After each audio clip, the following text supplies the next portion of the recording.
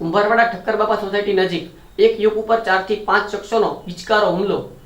અકળ કારણોસર થયેલા હુમલામાં ઈજાગ્રસ્તને સારવાર માટે સિવિલ હોસ્પિટલ ખસેડવામાં આવ્યા હતા। શહેરના કુંભારવાડા વિસ્તારમાં આવેલ એસબીઆઈ બેંકની પાછળ ઠક્કરબાપા સોસાયટીમાં છેલ્લા ઘણા સમયથી ચેતનભાઈ અને ગિરધરભાઈના પરિવારો વચ્ચે મનદુખ ચાલી રહ્યું છે અને ગતરોજ ચેતનભાઈ તેમના ઘરની નજીક પસાર થઈ રહ્યા હતા ત્યારે ગિરધરભાઈ પડાયા તેમજ તેમના 4 થી 5 સગા સંબંધીઓએ એકાએક ભેગા થઈને ચેતનભાઈ રાઠોડ પર પટ્ટા સહિતના સાધનો વડે હુમલો કર્યો હતો। હુમલામાં ઘવાયેલા ચેતનભાઈને સારવાર અર્થે ભાવનગર સરટી હોસ્પિટલ ખાતે ખસેડવામાં આવ્યા હતા।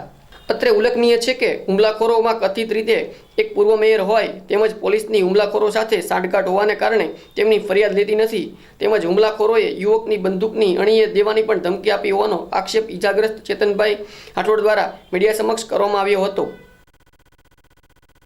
ચેતન ગુલાબભાઈ રાઠોડ। શું થયું ભાઈ? હું ઠક્કરબાપા સોસાયટીમાં રહું છું।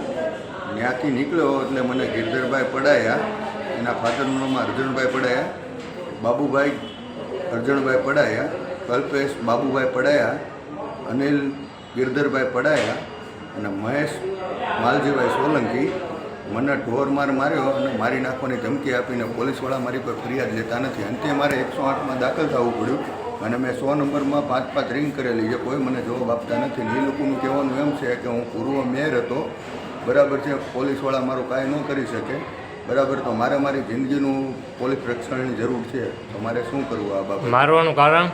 મારવાનું કારણ ખોટી ફરિયાદને ખોટી દાદાગીરી કરે છે। મારે મારી લાઈનમાંથી નીકળવાનું નહીં, ઘર મારા સામે એક બાજુ જ છે, આમથી આમ, બરાબર, તો ત્યાંથી નીકળું એટલે મને મા બેન આમ ગાળું દે છે અને મારા ભાઈઓને મારા કુટુંબને બધાને ત્રાસ આપે છે। કેટલા જણા હતા મારો? 5 જણા। શું નામ? ગિરધરભાઈ અર્જણભાઈ પડાયા, બાબુભાઈ અર્જણભાઈ પડાયા, અનિલ ગિરધરભાઈ પડાયા, કલ્પેશ બાબુભાઈ પડાયા, મહેશ માલજીભાઈ સોલંકી। કઈ જગ્યા બનાવજો?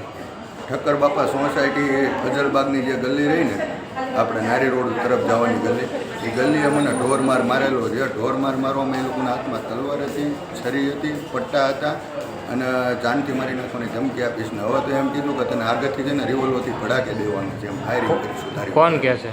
એ ગિરધરભાઈ ને એનું કુટુંબની આ 5 જણાએ। આ કઈ જગ્યા આવ્યું? કઈ જગ્યા society? Society Kumbharwada circle, Thakkarbapa society, SBI બેંકની પાછળનો ભાગ। ઓકે, કોઈ જૂની અદાવત?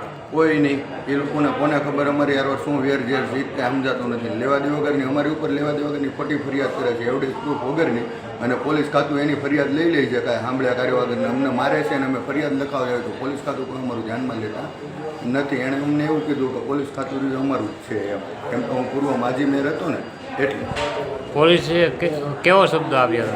પોલીસ ફરિયાદ કરવા ગયા? 5 ફોન કર્યા, બરાબર, તો મારી માટે 4 દિવસ પહેલાં ખોટી ફરિયાદ એ લોકોએ દાખલ કરી છે, કલ્પેશ બાબુભાઈ પડાયા, બરાબર છે, તો એ લોકો રહ્યા એ મને 4 દિવસથી મેન્ટલ ટોર્ચર કરે છે, તું હાજર થઈ જા, નામ થઈ જા, અને નકર પછી તેના ઘરે ગાડીઓ મેકલજો ને લેવા દે વગરના મારા ઘરે ગાડી મેકલે છે। એક તો મારા પપ્પા ગુજરી ગયા 3 મહિના છે, મારા મમ્મી રહ્યા એને ડાયાબિટીસ અને બીપી છે, આનું મરી જાય એની જવાબદારી કોણ લેશે? હું મારું પરિવારની પાસે।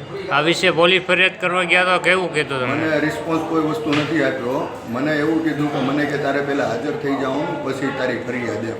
તો ઓલા જેવું છે, મને જાનથી મારેલો છે અને અમારી પાસે રિપોર્ટ અવેલેબલ છે, મને પટ્ટા ધોકાની બધું મારેલું છે, બરાબર ને। અંતે મારે 108 બોલાવીને મારે અહીંયા એડમિટ થવું પડ્યું છે। તમારી માંગ પૂરી નહીં થાય તો તમે શું કરશો ભાઈ? તો પછી હું સુસાઇડ કરીશ આ બાબતે।